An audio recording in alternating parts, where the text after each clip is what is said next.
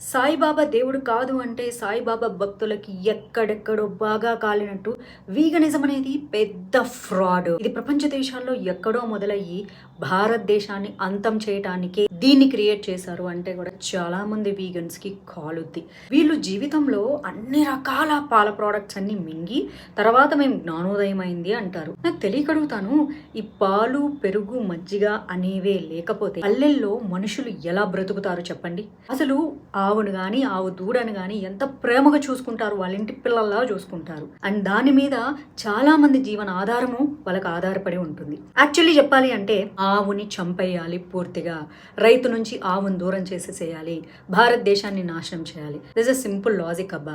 ఎప్పుడైతే జీవుల్ని హింసిస్తున్నారో అని వంకర కామెంట్లు చేసుకుంటూ వంకర బుద్ధితో ఈ వీగనిజం స్టార్ట్ చేసి అండ్ ఎప్పుడైతే పాలు ఆవు ఇవ్వదో అప్పుడు ఆటోమేటిక్ గా రైతుకి ఆవు భారం అవుతుంది, దాన్ని అమ్మేస్తే దాన్ని తీసుకెళ్లి స్లాటర్ చేస్తారు, చంపేసేస్తారు. తర్వాత ఆవు కొన్ని సంవత్సరాలకైనా పూర్తిగా అంతరించిపోతుంది. ఆవు ఎప్పుడైతే అంతరించిపోతుందో హిందువుగా చచ్చిపోతాడు. భూమి మీద ఇక హిందూ అనేవాడు మిగలడు.